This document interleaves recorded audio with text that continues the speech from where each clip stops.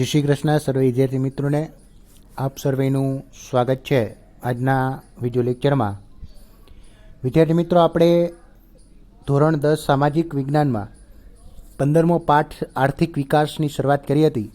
તેનો ઓલરેડી આપણે 4 વિડીયોમાં અભ્યાસ છે એ કરી ચૂક્યા છીએ અને આ છેલ્લો વિડીયો આવે છે કે જે આ પાઠને પૂર્ણ કરવામાં આપને મદદરૂપ થશે। એટલે વિદ્યાર્થી મિત્રો, આપણે ગયા વિડીયો લેક્ચરોમાં વિવિધ પ્રકારના ઉત્પાદનના સાધનોની ફાળવણી કરવાની પદ્ધતિઓ જોઈ હતી। હવે એ પદ્ધતિઓ આપણે વિસ્તૃત થોડી ઘણી સમજવાની છે। તો આજના વિડીયો લેક્ચરમાં આપણે બજાર પદ્ધતિ અને સમાજવાદી પદ્ધતિ અને ભારતે જે સ્વીકારેલી એ મિશ્ર પદ્ધતિ વિશેની આજે ચર્ચા કરીશું। આજે વિડીયો થોડોક કદાચ લાંબો બનશે, પરંતુ આ બે પદ્ધતિ અને મિશ્ર પદ્ધતિને આપણે આ વિડીયો લેક્ચરમાં પૂર્ણ કરશું, જેથી સંપૂર્ણપણે જોવો, જેથી પરીક્ષામાં આપને ઉપયોગી થઈ શકે। તો શરૂઆત કરીએ આજના વિડીયો લેક્ચરની। તો શું કહે છે ઉત્પાદનના સાધનોની ફાળવણીની પદ્ધતિઓ। આખા પેરેગ્રાફમાં ખાલી ઉપયોગી છે એટલું જ કે ઉત્પાદનના સાધનોની ફાળવણીની મુખ્ય બે પદ્ધતિ છે, બજાર પદ્ધતિ અને બીજું છે સમાજવાદી પદ્ધતિ। પરંતુ આ બંને પદ્ધતિ એકબીજાથી કેવી છે? તદ્દન વિરોધી છે। બરાબર? શા માટે વિરોધી છે? એના કંઈક કારણો હશે। બરાબર? એટલે એ કારણો છે એ આપણે આ બે પદ્ધતિમાં જોઈશું। તો શરૂઆત કરીએ પહેલી પદ્ધતિ, બજાર પદ્ધતિ। હવે બજાર પદ્ધતિ એટલે શું વિદ્યાર્થી મિત્રો? એનું ટૂંકું ને ટચ તમને હું પહેલાં વાત કરું તો કે બજાર પદ્ધતિમાં મોટા ભાગે સમગ્ર માર્કેટ એટલે કે બજાર ઉપર નિયંત્રણ છે એ કોઈ સરકારનો હોતો નથી। બરાબર? એટલે કે સરકાર કોઈ પણ પ્રકારના ધંધા વ્યવસાયમાં હોતી નથી। બરાબર? ધંધો છે એ મોટા ભાગે કોઈ પ્રાઇવેટ વ્યક્તિઓ જ કરતા હોય છે, એટલે કે કોઈ પણ પ્રકારનો હસ્તક્ષેપ બજાર ઉપર સરકારનો ન હોય। બરાબર? એટલે કે ટૂંકમાં મૂડીવાદી વધારે હોય છે। બરાબર? અને જ્યારે સમાજવાદી જે પદ્ધતિ છે, સમાજવાદી પદ્ધતિ, આ સમાજવાદી પદ્ધતિમાં સરકાર છે એ હસ્તક્ષેપ કરે છે, એટલે કે ત્યાં પ્રાઇવેટ વ્યક્તિઓનું સ્થાન હોતું નથી। એટલે કે મેજર ડિફરન્સ તો સમાજવાદી અને બજાર પદ્ધતિનો એ જ છે કે સરકાર છે એ સમાજવાદી પદ્ધતિમાં ખૂબ જ હસ્તક્ષેપ કરતો હોય છે, જ્યારે બજાર પદ્ધતિમાં જરા પણ હસ્તક્ષેપ સરકાર કરતી નથી। તો જોઈએ, જેથી વધુ પડતો આપને તફાવત છે એ સ્પષ્ટ થશે। બજાર પદ્ધતિમાં અમેરિકા, જાપાન વગેરે જેવા દેશોએ પોતાનો આર્થિક વિકાસ બજાર પદ્ધતિથી કર્યો હતો। આપને ખ્યાલ છે કે અમેરિકા અને જાપાન છે જે વિકસિત દેશ છે, એણે પોતાનો વિકાસ છે એ બજાર પદ્ધતિને અનુસરીને જ કરેલો હતો। બજાર પદ્ધતિને મૂડીવાદી પદ્ધતિ તરીકે પણ ઓળખવામાં આવે છે।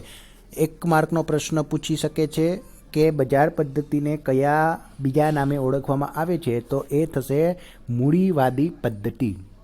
આ પદ્ધતિમાં ઉત્પાદનના સાધનોની ફાળવણી નફાના આધારે થાય છે। મેં પહેલાં કીધું હતું કે અહીંયા પ્રાઇવેટ સેક્ટરને વધુ ધ્યાન દેવામાં આવે, અને પ્રાઇવેટ સેક્ટર છે એનો મુખ્ય હેતુ તો શું હોય છે? તો કે નફો જ હોય છે। તો અહીંયા ઉત્પાદનના સાધનોની ફાળવણી કેના આધારે કરવામાં આવે છે? તો કે નફાને આધારે કરવામાં આવે છે। આ પદ્ધતિમાં ઉત્પાદન અને તેની સાથે સંકળાયેલા આર્થિક નિર્ણયોમાં કેન્દ્ર સ્થાને નફો જ હોય છે। એટલે કે જે કંઈ પણ બિઝનેસ થાય, જે કંઈ પણ વ્યવસાય થાય, અથવા તો કોઈ પણ પ્રકારની આર્થિક પ્રવૃત્તિ થાય, અથવા તો આર્થિક નિર્ણયો લેવાય, એ બધામાં એનો હેતુ નફો મેઇન હોય છે। લોકોની સેવાને નથી જોવામાં આવતી, પરંતુ નફો છે એ વધારે મળે એ કામ પહેલાં કરવાનું, એ નિર્ણય પહેલાં લેવાનો। ઓકે? તો બજાર પદ્ધતિના કેન્દ્ર સ્થાને શું હોય છે? નફો હોય છે। લોકોને જે વિવિધ ઉદ્યોગોમાં મૂડીરોકાણ કરવાનું નફાકારક જણાયું હોય તેમાં તેઓને મૂડીરોકાણ કર્યું। એટલે કે જે વસ્તુ બનાવવામાં વધારેમાં વધારે નફો મળતો હોય તો તે પ્રકારના ધંધામાં જ મોટા ભાગે રોકાણ કરવામાં આવશે। બરાબર, એટલે કે જ્યાં જ વધારે નફો ત્યાં સૌથી વધુ રોકાણ. એનાથી થાય શું તો કે અહીંયા ઘણી બધી નફાકારકતાની દૃષ્ટિએ જોવા જઈએ તો સામે લોકોની કોઈ પણ પ્રકારની સુવિધાઓ અથવા તો લોકોના હિતના કાર્યો થતા નથી, કારણ કે માત્ર ને માત્ર નફો કમાવાના હેતુથી જ અહીંયા થઈ છે પ્રવૃત્તિ. આ પદ્ધતિમાં બજાર તંત્ર સંપૂર્ણપણે મુક્ત હોય છે. આ મહત્વનો પ્રશ્ન થઈ જાય છે. પહેલો પ્રશ્ન, અમેરિકા જાપાને કઈ પદ્ધતિ અપનાવી તો કે બજાર પદ્ધતિ. બીજો પ્રશ્ન, બજાર પદ્ધતિનું બીજું નામ તો કે મૂડીવાદી પદ્ધતિ. બજાર પદ્ધતિમાં કેન્દ્ર સ્થાને શું હોય છે તો કે નફો હોય છે. પછી છે બજાર પદ્ધતિમાં બજાર તંત્ર સંપૂર્ણપણે કેવું હોય છે, મુક્ત હોય છે. તો 4 MCQના પ્રશ્નો તો નીકળી જ ગયા અહીંયાથી, બરાબર. એટલે ખાસ યાદ રાખવું, બજાર પદ્ધતિનો ઉપયોગ અમેરિકા અને જાપાને કરેલો છે. મૂડીવાદી પદ્ધતિ એનું બીજું નામ છે. કેન્દ્ર સ્થાને નફો હોય છે અને બજાર તંત્ર કેવું હોય છે, સંપૂર્ણપણે મુક્ત હોય છે. સરકારની કોઈ ચોક્કસ આર્થિક નીતિ કે ભૂમિકા હોતી નથી. આની પહેલાં મેં કીધું કે બજાર પદ્ધતિમાં સરકારનો હસ્તક્ષેપ છે એ નહિવત પ્રમાણમાં જોવા મળે છે. બજાર તંત્રમાં સ્પર્ધાનું તત્વ અનોખી કામગીરી બજાવે છે. હવે વિદ્યાર્થી મિત્રો, બજાર તંત્રમાં એટલે કે જે બજાર પદ્ધતિ હોય ત્યાં સ્પર્ધા છે એ તીવ્ર જોવા મળે છે.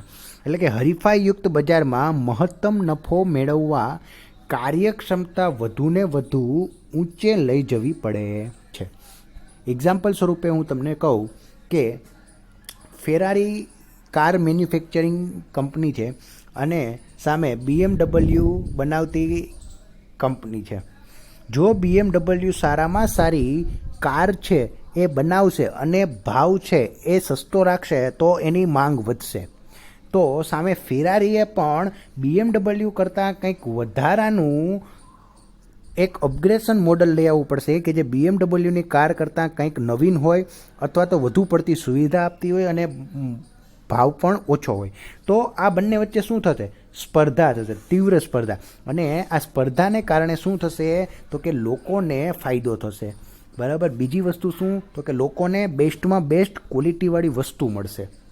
એટલે બજાર પદ્ધતિમાં હરીફાઈનું તત્વ છે એ ખૂબ જ જોવા મળે છે. હરીફાઈયુક્ત બજારમાં છે એ નફો મેળવવા માટે શું કરવું પડશે? પોતાની કાર્યક્ષમતાને વધુને વધુ ઊંચું લઈ જવી પડશે. મેં આગળ કીધું એમ કે BMW જો કોઈ કાર લોન્ચ કરશે તો એના કરતાં કંઈક સારી કાર છે એ ફેરારીએ લોન્ચ કરવી પડશે તો જ એ વેચાશે. આ પ્રક્રિયાને કારણે અનેક નવા સંશોધન થાય છે અને ઉત્પાદનની નવી પદ્ધતિઓ પણ શોધાય છે. હવે એક વખત BMWએ કાર બનાવવાની જે પદ્ધતિ વાપરી લીધી, હવે એ જ કારની બનાવવાની પદ્ધતિ જો ફેરારી વાપરશે તો એનું માર્કેટમાં વેચાણ થશે નહીં. એટલે ફેરારીએ કંઈક નવીન કરવા માટે શું કરવું પડશે? સંશોધન કરવું પડશે અને નવી કોઈ પદ્ધતિ વિકસાવવી પડશે. એટલા માટે ઇનડાયરેક્ટલી હરીફાઈને કારણે ક્યાંક ને ક્યાંક નવા સંશોધન થાય છે અને ઉત્પાદનની નવી નવી પદ્ધતિઓ પણ શોધાય છે. આ એના પ્લસ પોઈન્ટ છે. આગળ વધીએ તો કે આને લીધે દેશનો આર્થિક વિકાસ ઝડપથી થાય છે. ઓકે વિદ્યાર્થી મિત્રો, શું કામે? કારણ કે અહીંયા બજાર તંત્ર છે એ મુક્ત છે અને નફો છે એ મેઇન છે. તો જેમ જેમ નફો વધતો જશે એમ સરકારને ટેક્સની આવક પણ વધશે અને સરકારને ટેક્સની આવક વધશે એટલે કે એની GDPમાં છે એ વધારો થશે અને દેશ છે એ આર્થિક વિકાસ કરશે. ક્લિયર વિદ્યાર્થી મિત્રો? એટલે ક્યાંક ને ક્યાંક ઝડપથી જો આર્થિક વિકાસ કરવો હોય તો બજાર પદ્ધતિ છે એ અનુકૂળ છે. આમ બજાર પદ્ધતિમાં સ્પર્ધા કે હરીફાઈનું તત્વ અદૃશ્ય હાથની જેમ સમગ્ર બજાર ઉપર નિયંત્રણ રાખે છે. અદૃશ્ય હાથની જેમ એટલે કે BMW અને ફેરારી વચ્ચે માર્કેટમાં કંઈ હરીફાઈ ઓમ ન જોવા મળે કે ભાઈ ચાલો અમે બંને સીધા હરીફાઈમાં ઉતર્યા જ છીએ. પરંતુ BMW કોઈ કાર લોન્ચ કરશે ને તો એના થોડાક સમય પછી ફેરારી પણ કાર લોન્ચ કરશે અને એ જે BMW કરતાં કંઈક સારી હશે એવી જ લોન્ચ કરશે. પછી અથવા ધારી લ્યો કે ફેરારીએ કોઈ કાર લોન્ચ કરી છે તો એના થોડા જ સમય પછી BMW પણ કંઈક અપગ્રેડ વર્ઝનવાળું લોન્ચ કરશે. તો આ બંને વચ્ચે શું ચાલે છે? અદૃશ્ય સ્પર્ધા ચાલે છે. પણ ઓફિશિયલી ક્યાંય જોવા નથી મળતું. પણ ક્યાંક ને ક્યાંક અદૃશ્ય હાથની જેમ એ સ્પર્ધા છે એ બજારનું શું કરે છે? નિયંત્રણ કરે છે. આ પદ્ધતિમાં રાજ્યનો હસ્તક્ષેપ, એટલે કે રાજ્ય એટલે કે અહીંયા સરકારનો, બરાબર વિદ્યાર્થી મિત્રો, અહીંયા જ્યારે સરકારનો હસ્તક્ષેપ ન હોવાથી આ પદ્ધતિને મુક્ત અર્થતંત્ર તરીકે ઓળખવામાં આવે છે. ક્લિયર વિદ્યાર્થી મિત્રો? કઈ પદ્ધતિને મુક્ત અર્થતંત્ર તરીકે ઓળખવામાં આવે છે? તો કે બજાર પદ્ધતિ. રેડી વિદ્યાર્થી મિત્રો? આપણે જાણવા જેવી વસ્તુ અહીંયા શું આટલી જોઈએ જો ફરીથી ટૂંકમાં રિપીટ કરી લઈએ તો કે અમેરિકા જાપાને કઈ પદ્ધતિ અપનાવી હતી? તો કે બજાર પદ્ધતિ. બજાર પદ્ધતિનું બીજું નામ તો કે મૂડીવાદી પદ્ધતિ. બજાર પદ્ધતિમાં કેન્દ્ર સ્થાને શું હોય છે? તો કે નફો હોય છે. બજાર પદ્ધતિમાં બજાર તંત્ર કેવું હોય છે? તો કે સંપૂર્ણપણે મુક્ત હોય છે. પછી છે કઈ પદ્ધતિમાં સ્પર્ધાનું તત્વ જોવા મળે છે? તો કે બજાર પદ્ધતિમાં. બરાબર. કઈ પદ્ધતિમાં સ્પર્ધા કે હરીફાઈ છે જે અદૃશ્ય હાથની જેમ સમગ્ર બજાર ઉપર નિયંત્રણ કરે છે? તો કે બજાર પદ્ધતિ. અને કઈ પદ્ધતિને મુક્ત અર્થતંત્ર તરીકે પણ ઓળખવામાં આવે છે? તો બજાર પદ્ધતિ. આ ટૂંકા પ્રશ્નો છે એ પૂછાવાના શક્યતા હોઈ શકે છે. હવે નેક્સ્ટ પોઈન્ટ આવે છે બજાર પદ્ધતિના લક્ષણો. એવા કયા લક્ષણો છે જોઈએ એમાં? તો કે ઉત્પાદનના સાધનોની માલિકી વ્યક્તિગત કે ખાનગી હોય છે. એ તો ઓબ્વિયસ વાત છે. મેં જેમ પહેલાં જ કીધું હતું કે બજાર પદ્ધતિમાં સરકારનો કોઈ હસ્તક્ષેપ હોતો જ નથી. તો સરકાર નહીં હોય તો વ્યક્તિગત માલિકી કે ખાનગી પદ્ધતિથી અહીંયા ઉત્પાદનના સાધનો છે એ હોય છે. પછી છે બજાર પદ્ધતિમાં આર્થિક પ્રવૃત્તિના કેન્દ્ર સ્થાને શું હોય છે? નફો હોય છે. આપણે જોઈ ગયા. ગ્રાહકોને પસંદગી કરવાની વિશાળ તક મળે છે. હવે અહીંયા ગ્રાહકોને છે એ વધુને વધુ વસ્તુ પસંદ કરવાની તક મળે છે. એક્ઝામ્પલ સ્વરૂપે જો BMW અને કાર નહીં લેવી હોય તો એ ફેરારીમાં આવી જશે. ફેરારીની નહીં લેવી હોય તો ફોર્ડમાં આવી જશે. બરાબર. પછી ફોર્ડની નહીં લેવી હોય તો લેમ્બોર્ગિનીની લેશે. બરાબર. એટલે કેટલી બધી બ્રાન્ડ અથવા તો કેટલી પદ્ધતિ છે એ જોવા મળે છે, જેથી ગ્રાહક છે એને વધુને વધુ વિશાળ તક મળે છે કે વસ્તુ પસંદ કરવાની. સરકારનો કોઈ હસ્તક્ષેપ જ નથી હોતો. મેં પહેલાં જ કીધું. ઉત્પાદનના સાધનોની ફાળવણી કેને આધારે થાય છે? તો કે નફાને આધારે થાય છે. અને આર્થિક નિર્ણયો ભાવતંત્રને આધારે લેવાય છે. એટલે કે ભાવતંત્રને આધારે એટલે શું? તો કે જેટલી માંગ છે સામે પુરવઠો છે કે નહીં એને આધારે કિંમત છે એ નક્કી થાય છે. બરાબર. આ એક મહત્ત્વનું લક્ષણ છે. ભારત સરકારે હમણાં જે પેટ્રોલ ડીઝલના જે ભાવ છે, બરાબર, પેટ્રોલ ડીઝલના જે ભાવો છે એ કેને આધારે મૂકી દીધા? તો કે ભાવતંત્રને આધારે. મતલબ કે રોજે રોજ એના ભાવ નક્કી થશે. કેને આધારે? તો કે માંગ અને પુરવઠાને આધારે. બરાબર. માંગ અને પુરવઠાને આધારે છે રોજે રોજ એના ભાવ છે એ નક્કી કરવામાં આવે છે. તો પેટ્રોલ ડીઝલ ભારતે કેવું કરી દીધું? તો કે બજાર તંત્ર ઉપર, એટલે કે ભાવતંત્રને આધારે નક્કી થાય છે. આગળ વધીએ. હવે આ બજાર પદ્ધતિના લાભ શું છે? તો કે વ્યક્તિનું આર્થિક સ્વાતંત્ર્ય જળવાય છે. મતલબ કે કોઈ વ્યક્તિને આવડત છે, કળા છે, તો એ પોતે વ્યવસાય કરી અને નાણાં કમાશે અને આનાથી એનું શું થશે? તો કે આર્થિક સ્વાતંત્ર્ય વધુ ઊંચું જશે. ઉત્પાદનના સાધનોનો મહત્તમ અને કાર્યક્ષમ ઉપયોગ થશે. બરાબર. કારણ કે અહીંયા સારામાં સારી ક્વોલિટીવાળી વસ્તુ બનાવવાનો થશે એટલે ઉત્પાદનના સાધનોનો સારામાં સારો અને કાર્યક્ષમ ઉપયોગ કરવામાં આવશે. પછી છે મહત્તમ ઉત્પાદન હાંસલ કરી શકાય છે. એટલે કે જો કોઈ પ્રાઇવેટ કંપની હોય તો પ્રાઇવેટ કંપની છે એ કોઈપણ પ્રકારનો બગાડ કર્યા વગર છે એ ઉત્પાદન કરશે. જ્યારે સરકારી કંપની હોય તો સરકારી કંપનીને કોઈપણ પ્રકારની જવાબદેહી નથી હોતી, જેને લીધે એ ક્યાંક ને ક્યાંક બગાડનું પ્રમાણ એમાં વધી જતું હોય છે. એટલે કે અર્થતંત્રમાં સતત નવા સંશોધનો થતા રહે છે અને એને કારણે આર્થિક વિકાસને શું મળે છે? ગતિ મળે છે. અને પાંચમું, સ્પર્ધાને કારણે વસ્તુની ગુણવત્તા શ્રેષ્ઠ બને છે.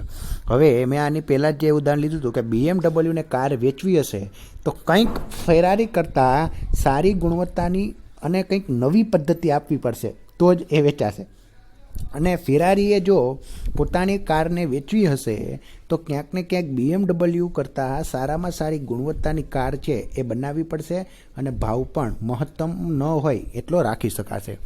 એટલે અહીંયા શ્રેષ્ઠ ગુણવત્તાવાળી વસ્તુ છે એ ગ્રાહકને મળે છે. પણ સિક્કાની બે બાજુ તો હોય જ વિદ્યાર્થી મિત્રો. એક બાજુ કાટ, એક બાજુ છાપ, એટલે કે એક બાજુ લાભ હોય તો સામે બીજી બાજુ એ પદ્ધતિના શું હોય છે? મર્યાદા તો હોવાની જ છે. તો જોઈએ એની મર્યાદાઓ શું છે બજાર પદ્ધતિની. તો કે બજાર પદ્ધતિના અનેક લાભો હોવા છતાં તે સંપૂર્ણ નથી, બરાબર, અધૂરી છે ક્યાંક ને ક્યાંક આ પદ્ધતિ.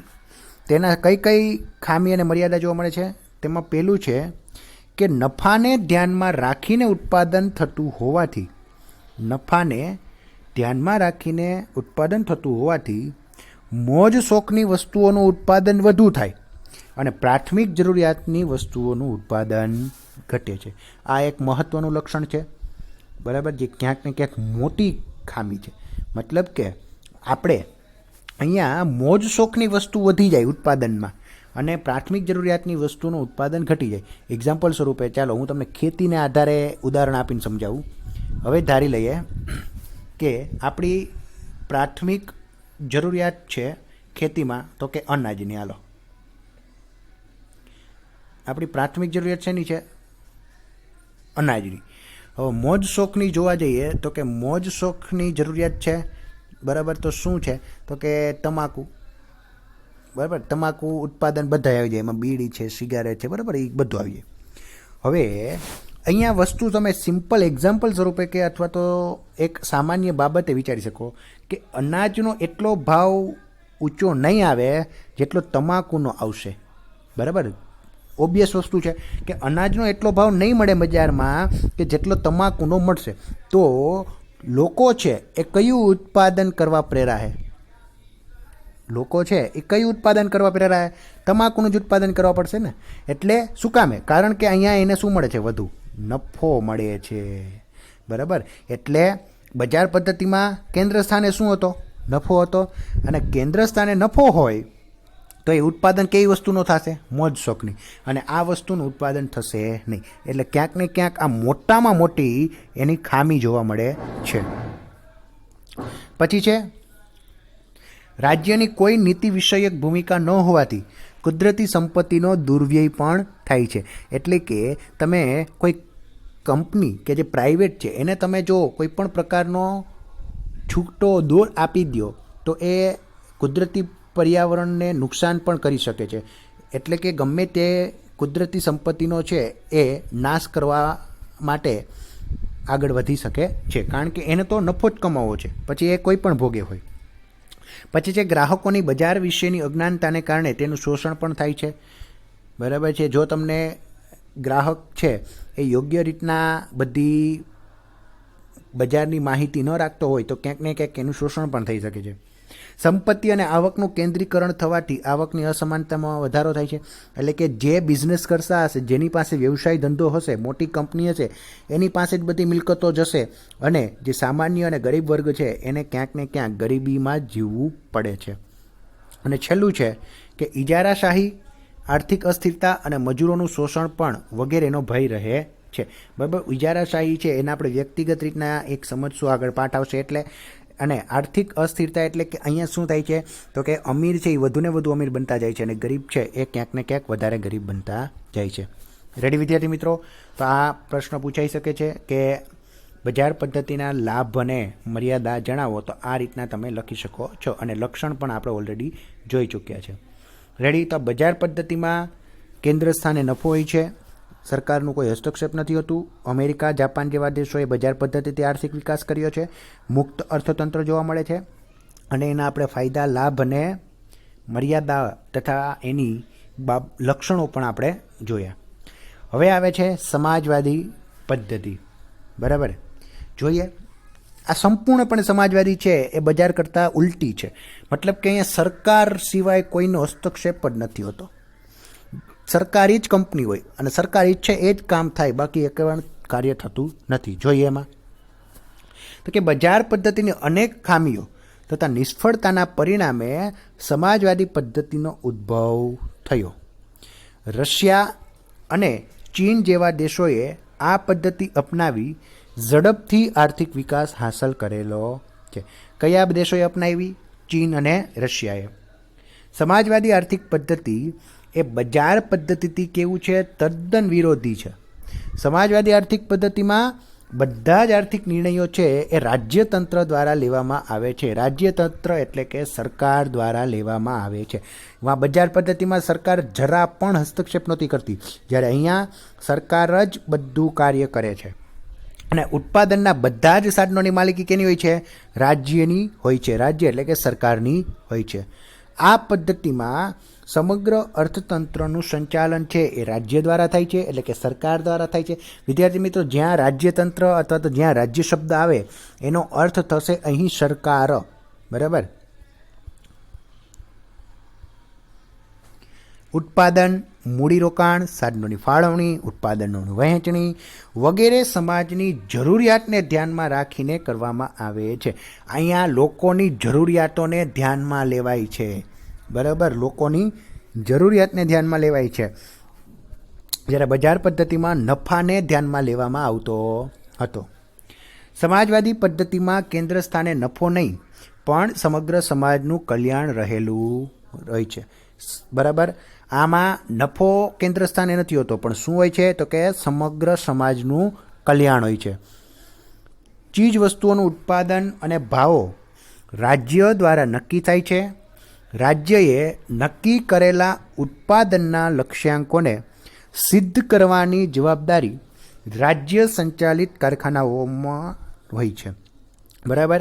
એટલે કે રાજ્ય એટલે કે સરકાર જે કંઈ પણ લક્ષ્ય નક્કી કરે ને એ લક્ષ્યને પૂરો કરવાની જવાબદારી પણ રાજ્ય દ્વારા ચલાવવામાં આવતા સંચાલકો એટલે કે ટૂંકમાં રાજ્ય દ્વારા ચલાવવામાં આવતા જે કંઈ પણ કારખાનાઓ છે, જે કંઈ પણ કંપની છે એને જ પૂરા કરવાના હોય છે. એટલે કે સરકાર જ લક્ષ્ય નક્કી કરે અને સરકારી જ કંપનીઓ છે એ લક્ષ્યને પૂર્ણ કરવાનો પ્રયત્ન કરે છે. ખેતી પણ રાજ્યની માલિકીની હોય છે. મતલબ કે ખેડૂત પણ માત્ર ખેતી કરવા માટે જમીનમાં જાય છે, પણ એની માલિકી કેની હોય છે તો કે રાજ્યની હોય છે. શ્રમિકોને તેમની ક્ષમતા મુજબ વેતન આપવામાં આવે છે અને તે મુજબ કામ છે એ લેવામાં આવે છે. ક્લિયર વિદ્યાર્થી મિત્રો? એટલે કે બધું સરકાર જ હસ્તગત હોય છે.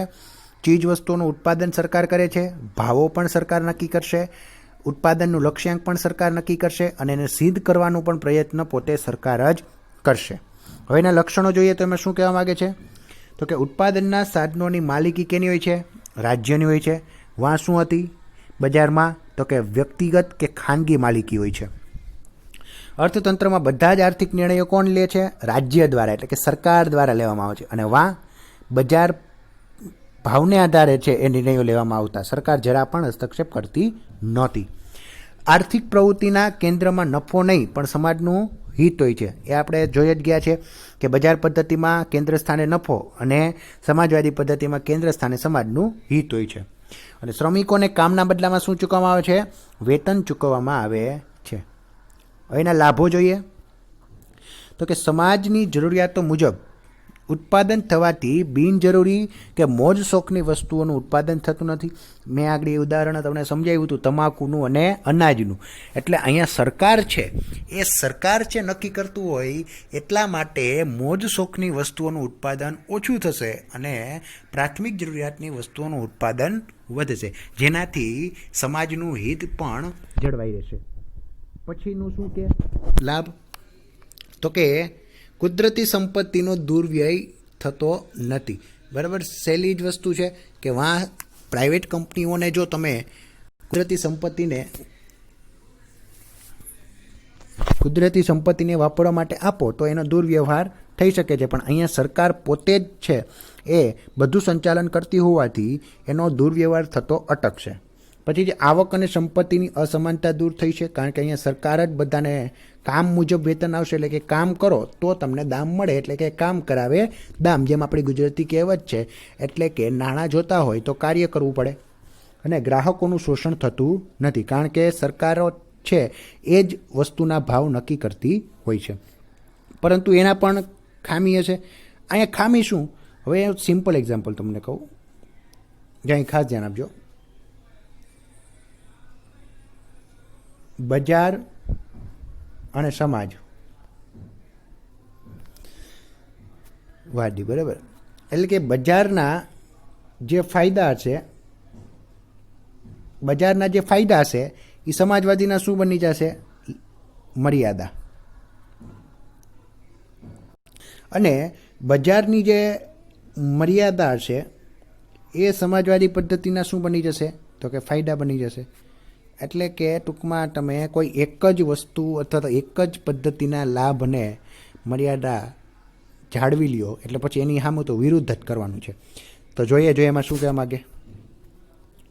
તેની ખામીઓમાં પેલું છે કે ઉત્પાદનના સાધનોની માલિકી રાજ્યની હોવાથી ઉત્પાદન વધારવા માટે પ્રોત્સાહન મળતું નથી. કારણ કે ઉત્પાદન એટલું જ કરશે કે જેટલી લોકોને જરૂરિયાત છે. વધારાનું ઉત્પાદન કરશે નહીં, એનાથી ક્યાંક ને ક્યાંક વધારે ઉત્પાદનનું પ્રોત્સાહન મળતું નથી. પછી છે સ્પર્ધા કે હરીફાઈના અભાવને કારણે અર્થતંત્રમાં સંશોધનને વેગ મળતો નથી. સ્પર્ધા હોવાથી કોઈ કરતાં સારું બનાવવાના હરીફાઈમાં તમારે કંઈક ને કંઈક નવીન સંશોધન થતું અને નવા ઉત્પાદનના સાધનો પણ શોધાતા, જે અહીંયા જોવા મળતો નથી. આ પદ્ધતિમાં વ્યક્તિગત સ્વાતંત્ર્ય જળવાતું નથી. અને ચોથું છે કે રાજ્યના સંપૂર્ણ હસ્તક્ષેપને કારણે અમલદારશાહીનો ભય ઊભો થયો છે. એટલે કે અમલદારશાહી એટલે કે જે સરકારના અધિકારીઓ હોય છે, એ સરકારના અધિકારીઓ છે એ લોકોનું મન ફાવે શોષણ કરી શકે છે. બરાબર, કોઈ પણ વસ્તુ હોય, કોઈ પણ કાર્ય લોકો કરે તો એમાં સરકારના અધિકારીઓ છે એ ક્યાંક ને ક્યાંક લોકોને ડરાવી ધમકાવીને કોઈ પણ કાર્ય કરાવવા માટે મજબૂર કરી શકે છે. તો વિદ્યાર્થી મિત્રો, હવે આપણે જોઈ જાય મિશ્ર અર્થતંત્ર. મિશ્ર અર્થતંત્ર એટલે એવું અર્થતંત્ર કે જેમાં બજાર અને સમાજવાદી જે પદ્ધતિ છે એ બંનેના ફાયદાઓ ભેગા કરી દીધા. શું? અને ભારતે કઈ પદ્ધતિ અપનાવી? મિશ્ર. એટલે કે અડધી બજાર ને અડધી સમાજ. એટલે કે બજારના ફાયદા લઈ લીધા અને સમાજના ફાયદા લઈ લીધા સમાજવાદી પદ્ધતિના, અને એ બંનેને ભેગા કરીને આપણે પદ્ધતિ અપનાવેલી છે મિશ્ર અર્થતંત્ર. બરાબર, તો જોઈ લઈએ મિશ્ર અર્થતંત્ર.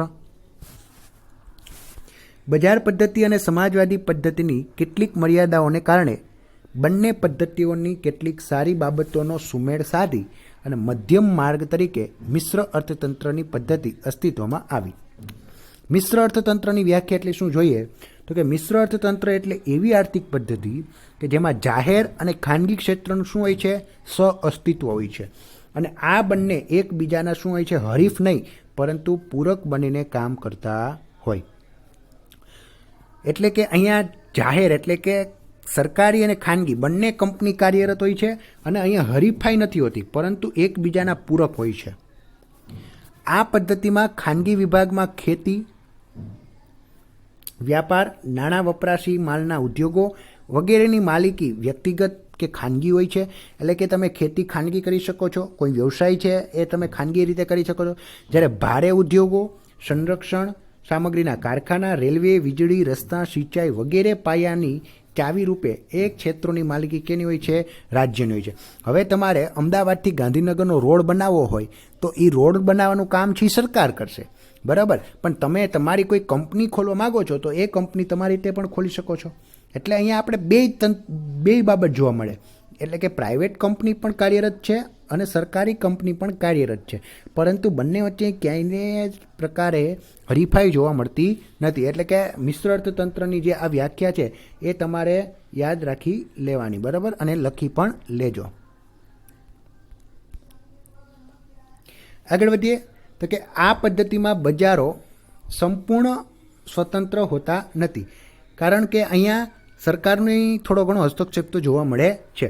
સરકાર દ્વારા જુદી જુદી રીતે અંકુશો મુકાતા હોય છે, જેમ કે સમાજમાં અનિચ્છનીય વસ્તુઓનું ઉત્પાદન થતું અટકાવવા તેના પર રાજ્ય દ્વારા ઊંચા કરવેરા નાખવામાં આવે છે. એક્ઝામ્પલ સ્વરૂપે કે તમાકુની બનતી તમામ વસ્તુઓ ઉપર સૌથી વધારે ટેક્સ છે એ ઉઘરાવવામાં આવે છે અહીંયા ભારતમાં. પછી છે દારૂબંધી ધરાવતા રાજ્ય હોય તો ત્યાં દારૂનું ઉત્પાદન કરવું પણ ગેરકાનૂની છે. તો એવી જ રીતે પછાત વિસ્તારોમાં ઉદ્યોગો સ્થાપવા માટે રાજ્ય દ્વારા સબસિડી પણ આપવામાં આવે અને કરવેરામાં પણ રાહત આપવામાં આવે. એટલે કે બે રીતે જુઓ, એક બાજુ વધારે કર પણ લે અને બીજી બાજુ જ્યાં વધારે ઉદ્યોગો નથી સ્થપાણા ત્યાં સબસિડી આપી અને ઉદ્યોગોને વધુને વધુ કામ કરવા માટે સબસિડી પણ આપે છે. આમ મિશ્ર અર્થતંત્ર એ એવી આર્થિક પદ્ધતિ છે કે જેમાં આર્થિક નિર્ણયોની પ્રક્રિયામાં આર્થિક આયોજનને મુખ્ય સ્થાન આપવામાં આવે છે. એટલે કે અહીંયા આખું આયોજન કરવામાં આવે છે. એક્ઝામ્પલ સ્વરૂપ કે આપણે 5 વર્ષીય યોજના છે એ બનાવવામાં આવે છે. એટલે કે દર 5 વર્ષે એક આયોજન કરી અને કયા કયા વિકાસના કામો થશે એનું આખું પહેલેથી જ આયોજન તૈયાર કરી લેવામાં આવે છે. તે માટે ખાનગી અને જાહેર સાહસોનું સહઅસ્તિત્વ સ્વીકારવામાં આવે છે. અને આ પદ્ધતિમાં અંકુશો અને નિયંત્રણો હોવાથી નિયંત્રિત આર્થિક વિકાસ તરીકે પણ ઓળખવામાં આવે છે.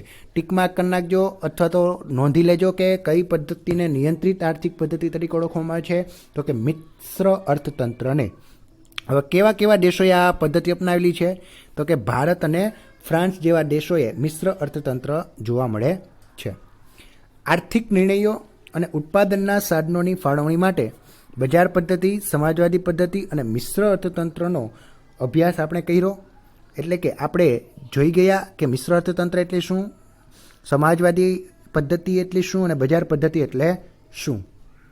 બરાબર વિદ્યાર્થી મિત્રો, આગળ વધીએ તો કે આજે વિશ્વના કોઈપણ દેશોમાં સંપૂર્ણપણે બજાર પદ્ધતિ કે 100% સમાજવાદી પદ્ધતિ જોવામાં આવતી નથી. બંને પદ્ધતિઓ પોતાનું વિશિષ્ટ સ્વરૂપ છે એ ગુમાવી અને કેમાં ભળી ગઈ છે, મિશ્ર અર્થતંત્રમાં જ ભળી ગઈ છે. એટલે કે હવે મિશ્ર અર્થતંત્ર જ છે એ મોટાભાગે વિશ્વમાં જોવા મળે છે. બજાર પદ્ધતિમાં આજે આયોજન અને રાજ્યનું નિયંત્રણ જોવા મળે છે, જ્યારે સમાજવાદી પદ્ધતિમાં પણ આર્થિક છૂટછાટો અને આર્થિક ઉદારતાની અસર જોવા મળે છે. પરંતુ મિશ્ર અર્થતંત્રમાં પણ ખામીઓ તો છે જ, જેવી કે આર્થિક અસ્થિરતા સર્જાઈ શકે છે, સંકલનનો અભાવ જોવા મળે છે, આર્થિક નીતિઓમાં અસાતત્ય પડતું જોવા મળે છે અને આર્થિક વિકાસનો નીચો દર છે એ આ મિશ્ર અર્થતંત્રની મર્યાદા છે. ઓકે વિદ્યાર્થી મિત્રો, તો આપણે આ પાઠને અહીંયા પૂર્ણ કરીએ છીએ. હવે તમને આ જે પ્રશ્ન છે